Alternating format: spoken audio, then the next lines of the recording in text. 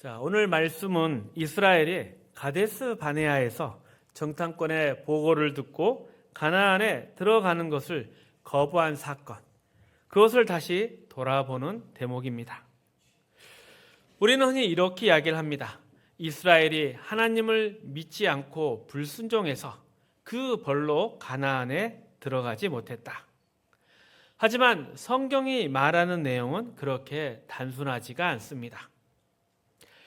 갈렙은 온전히 여호와를 따랐기 때문에 가나안에 들어갔다. 그러면 나머지 백성들은 불순종해서 못 들어간 것처럼 보입니다. 그러나 문제는 한 번의 결정, 한 사건의 옳고 그름에 있지 않습니다. 가나안에 들어가고 못 들어가는 것, 그것은 어떤 행동의 보상이나 벌이 아닙니다.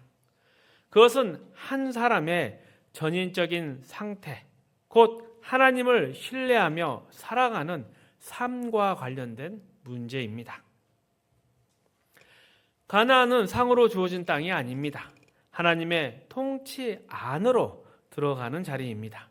잘해서 받는 보상이 아니라 하나님께서 자기 백성을 살게 하시려는 자리입니다. 천국도 마찬가지입니다. 우리가 착한 일을 많이 해서 순종을 잘해서 그 대가로 천국 가는 것이 아닙니다. 하나님이 우리를 천국 백성으로 삼으셨기 때문에 우리가 거기에 들어가는 거고, 그래서 하나님이 우리에게 합당한 믿음과 순종을 요구하시는 것입니다. 그러니 가나안에 들어간다, 천국에 들어간다, 이것은 공로나 보상의 문제가 아닙니다. 하나님의 통치 아래에 사는 삶의 문제입니다. 마태복음 18장 1절 4절 말씀 함께 읽어봅니다. 그때의 제자들이 예수께 나와 이르되 천국에서 누가 크니이까? 예수께서 한 어린아이를 불러 그를 가운데 세우시고 이르시되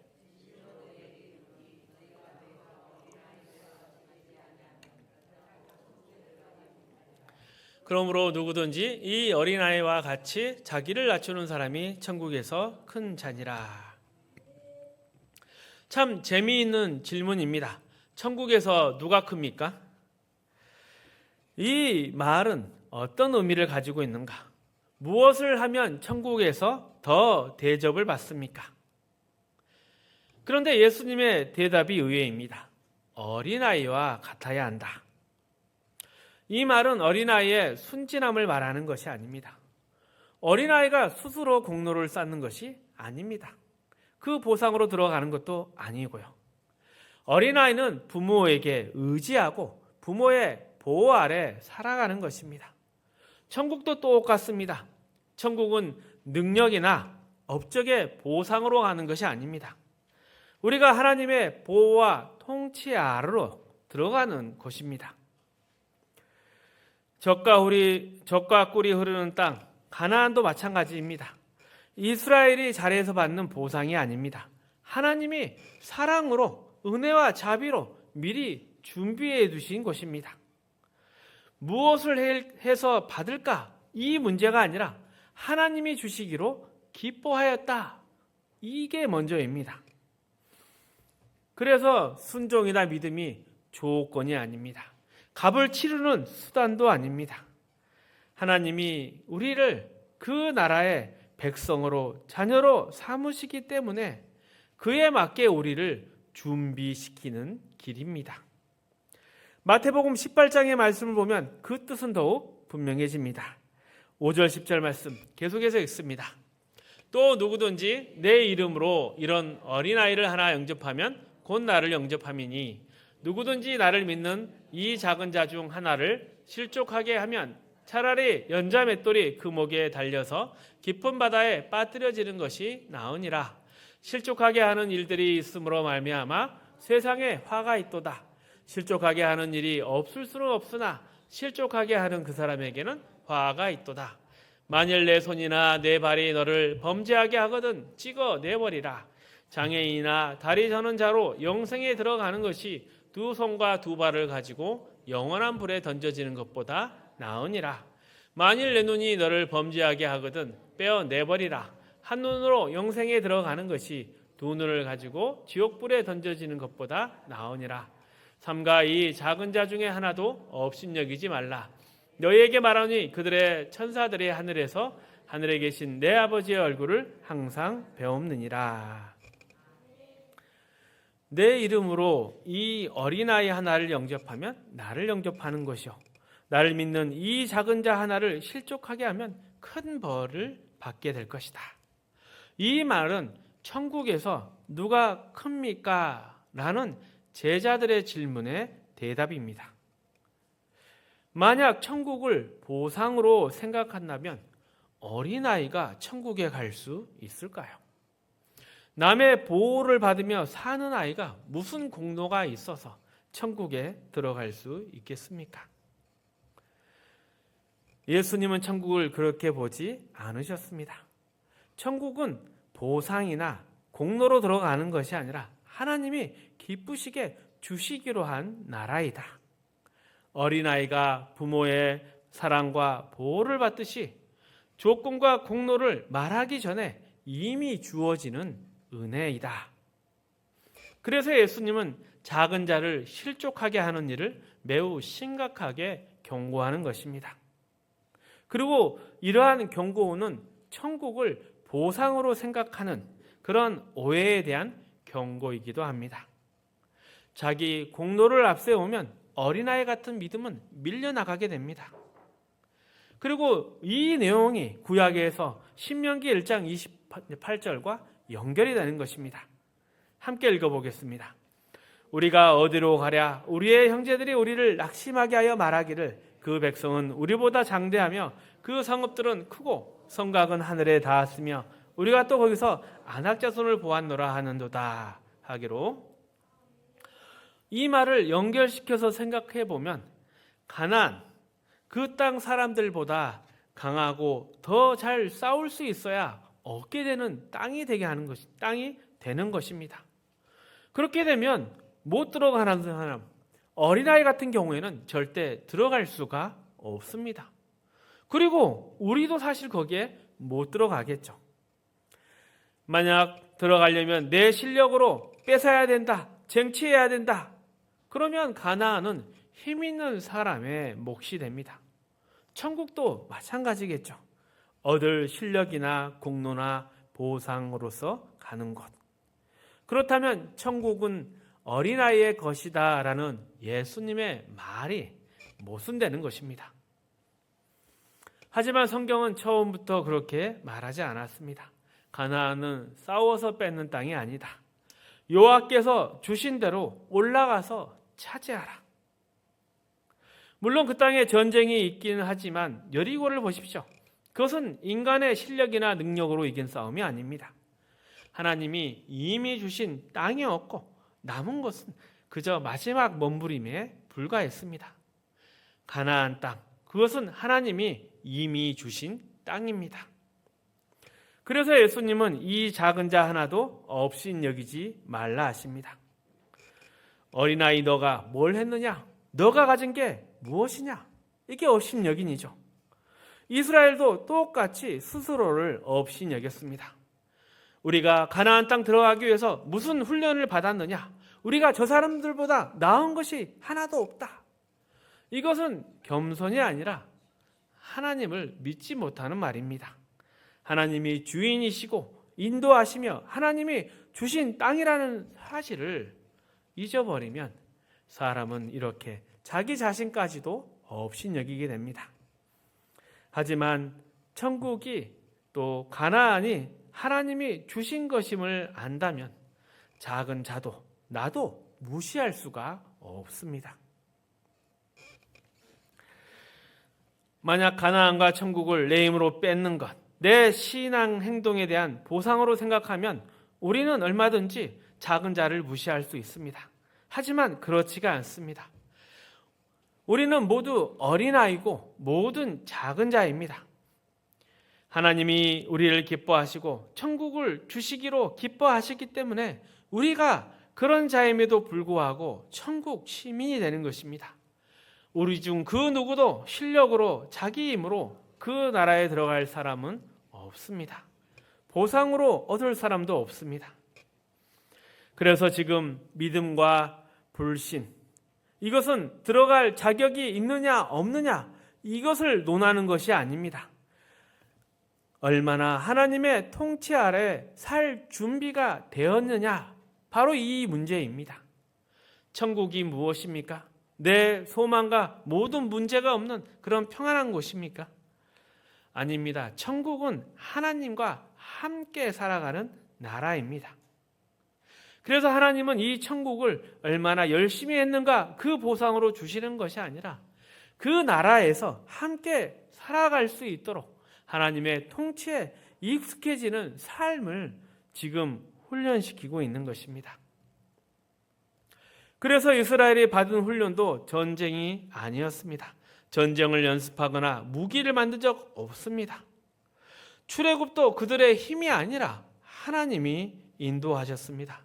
홍해도 스스로 물길을 내서 건넌 것이 아니라 하나님이 길을 여셔서 마른 땅을 걸은 것입니다. 시내산에서 그들이 받은 것은 어떻게 싸울 것인가, 병법책이 아니라 어떻게 하나님을 섬길 것인가, 율법을 받았습니다. 제사법을 받았습니다. 거룩하게 사는 길을 받았습니다. 그리고 이것이 신명기 전체에 계속 반복되는 메시지입니다. 앉아도 서서도 집에 있어도 길을 가도 이스라엘이 신경 쓸 것은 딱 한 가지였습니다. 하나님의 통치 아래 살아가는 것.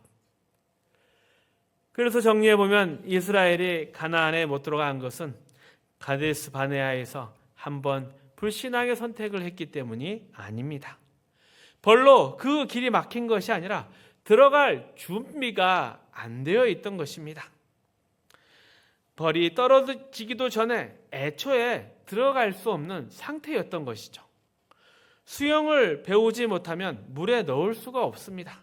그것은 물이 무서운 것이 아니라 준비가 안 된 것이죠. 그래서 다시 광야 40년 풀장 바깥에서 연습을 해야 했던 것입니다. 그렇다면 누가 들어갔습니까? 갈렙이 들어갔습니다. 성경은 그가 여호와께 온전히 순종했다고 말합니다. 하지만 이것을 갈렙은 잘해서 들어갔고 나머지는 못해서 탈락했다, 이렇게 이해하면 곤란합니다. 39절에 보면 선악을 분별하지 못했던 너희의 자녀들이 들어간다라고 이야기를 합니다. 선악을 구별하지 못하는 너희의 자녀들, 이것을 보면 가나안이 순종의 보상으로 가는 것이 아닙니다. 분별도 공로도 없는 아이들이 들어가는 것입니다. 하나님이 주시려고 했기 때문에 들어갈 수 있는 땅입니다.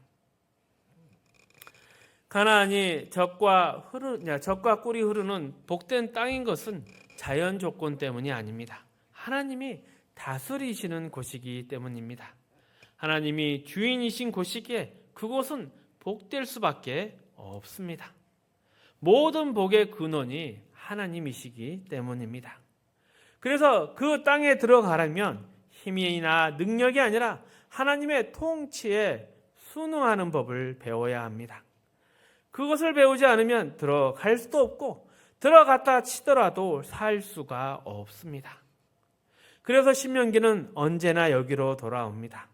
가나안이나 천국 모두 다 보상의 문제가 아니라 하나님의 통치에 순종하는 문제입니다. 신명기 30장 15절 20절 말씀 함께 읽습니다.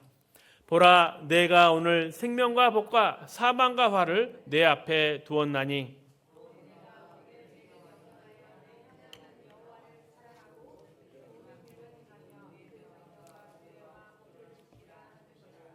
그리하면 내가 생존하며 번성할 것이요 또 내 하나님 여호와께서 내게 가서 차지할 땅에서 내게 복을 주실 것이니라.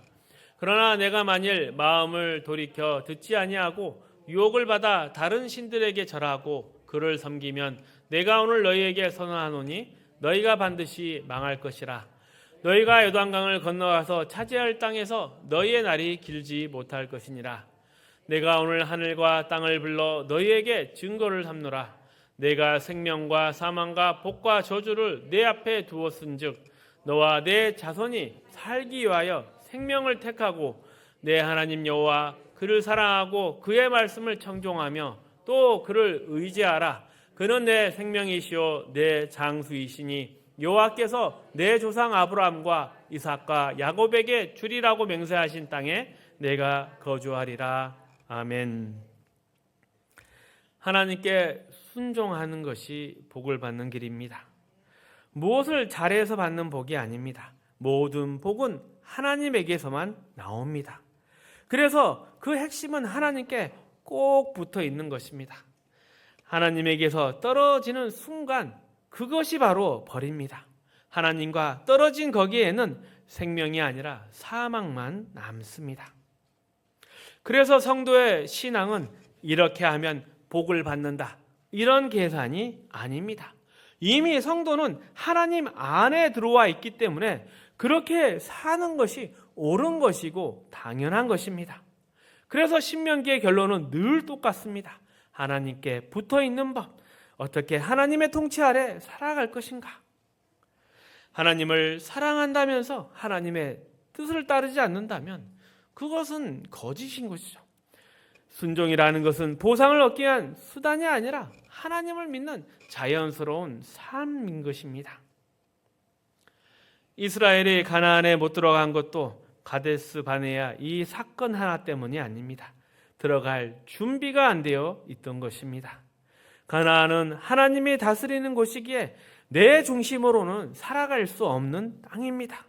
그러니 천국을, 가나안을 내 능력이나 업적의 보상으로 얻는다는 생각을 버리십시오.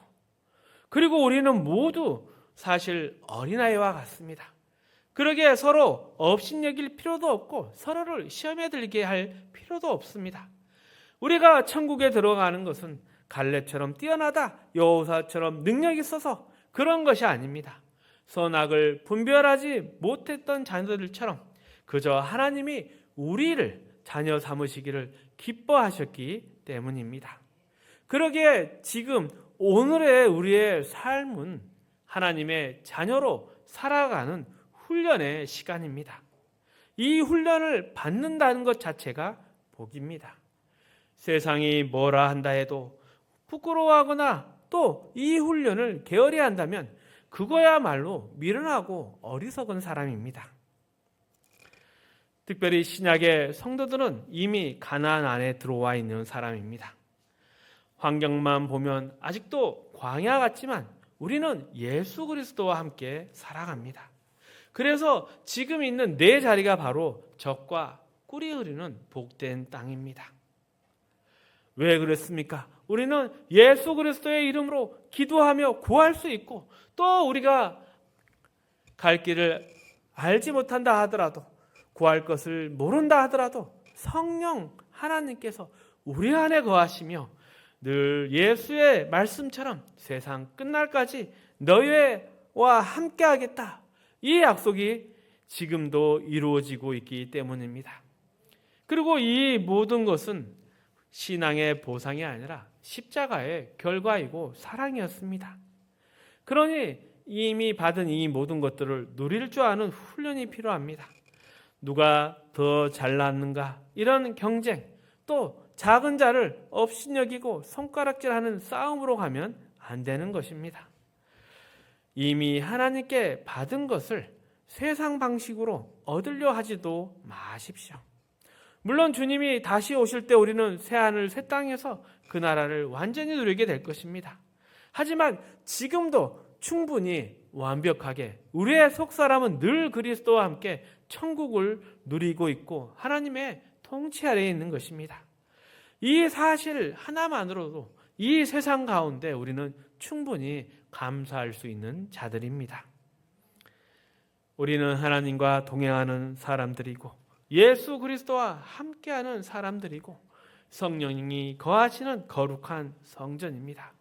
이 하나님의 자녀라는 신분은 무엇과도 바꿀 수 없는 귀한 것입니다. 하지만 신앙이라는 것은 업적을 쌓는 싸움이 아니고 또 서로 이기는 경쟁도 아닙니다. 신앙의 싸움은 내가 하나님의 자녀로 바뀌어가는 싸움이고 또 성숙해지고 온전해지는 싸움입니다. 그러니 성도들 사이에 또 세상과 다툴 이유가 없는 것입니다. 그리고 또 한 가지, 이 훈련이 영원한 천국을 또 영생을 위한 훈련인 것을 안다면 세상의 고난과 어려움, 문제도 달리 보이는 것입니다.